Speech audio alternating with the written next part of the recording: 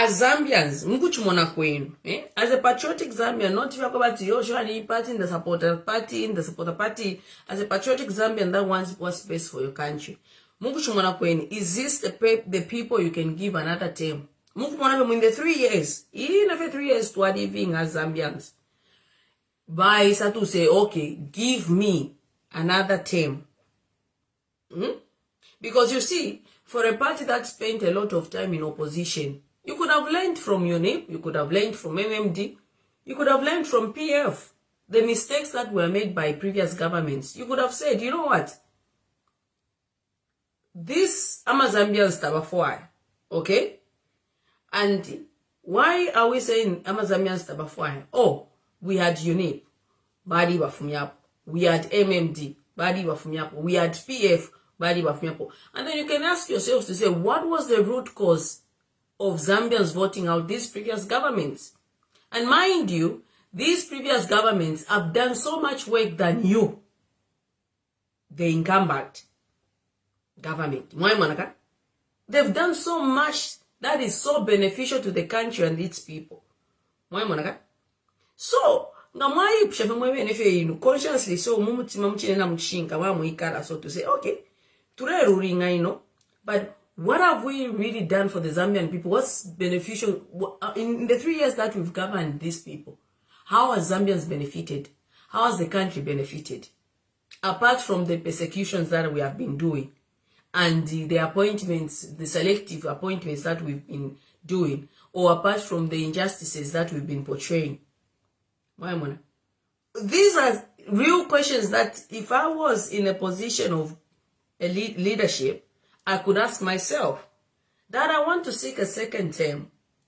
What is it that Zambians would really, because truly, you cannot go to Zambians and say, oh, this time around in 2026, you cannot go to Zambians and start saying, no, they messed up. Oh, we are clearing the debt that was left by PF.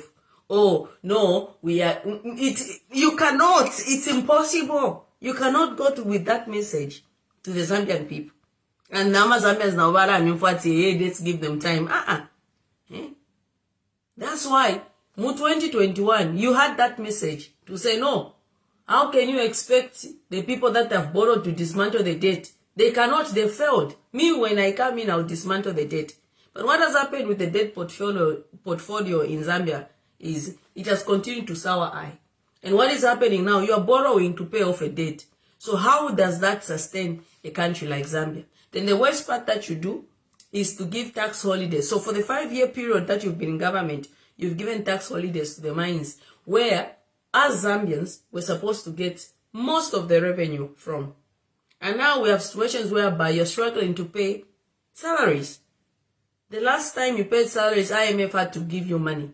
And that money was used to pay salaries. That's when I'm to buy for. So all those things, when you put them together in the terms of governance and how we've governed in the past 3 years, you ask yourselves, if we go to the Zambian people, are we going to go to Zambians and say, Kairi Ed Garungo messed up, Kairi Ed Garungo Nakongo Randram, Kairi PF were corrupt, with all sorts of corruption cases that are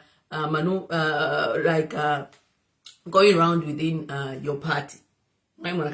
So all those things are things that, you know, a proper individual who thinks could ask to say, am I worth going for a second term? Unless you want to use a fist hand to rule, but that's not going to happen because we are in Zambia, not any other country.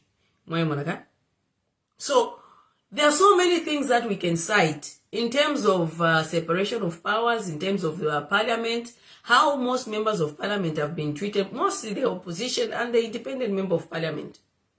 Okay? And the worst part that is really, really bad is the failure to acknowledge your failures. And to say, Mwana Zambia, we are sorry, we didn't know this is how difficult it was. But give us time, we are sorry, we are learning. Okay? You came in as experts, you came into government saying these people who are in government now have failed. They don't have a vision, so chuck them out. And what did Zambians do? Zambians chucked them out, hoping with a hope to say this person won't be kidapa. Na kwa tashani. nakwata vision. And when you came in from 2021 till date, all we hear is how PF was corrupt, how you are clearing the mess that PF left.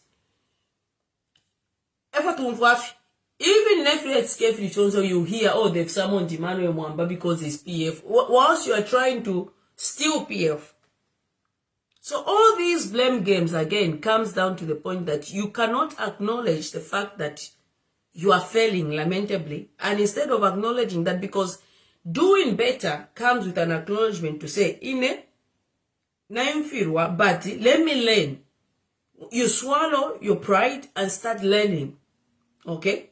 So the fact that you're not willing to swallow that pride and you think you know it better and you cannot consult anybody is what we Zambians are saying, to say, you know what?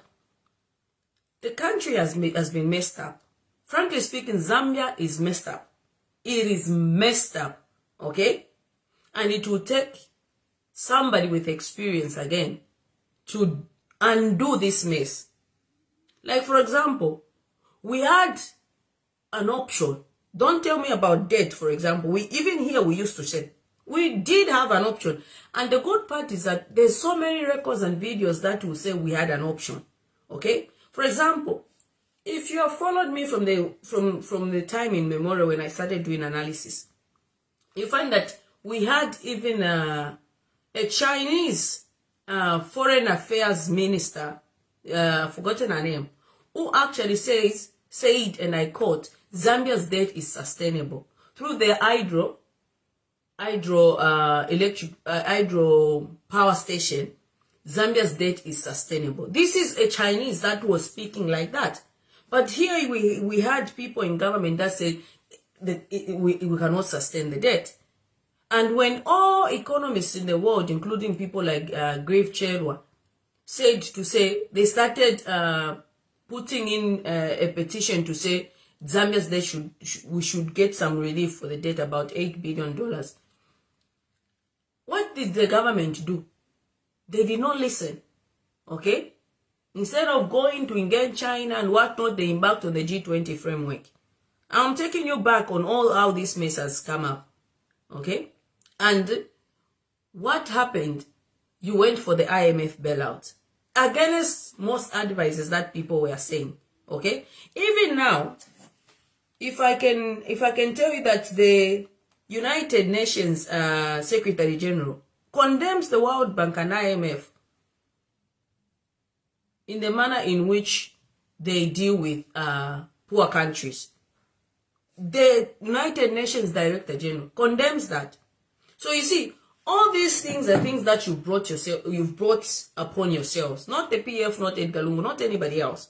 Because you had a chance when you came into government, you could have looked to say, Monen, how's the debt portfolio in Zambia is this? How can we do? How can we deal with this? How can we show but if you blame games, hey, you failed to get the IMF bailout in 7 years. Couldn't you have asked yourselves to say, why came government for 10 years? Plus Neabasad. How did they fail to get the IMF bailout? What was their plan? You could have,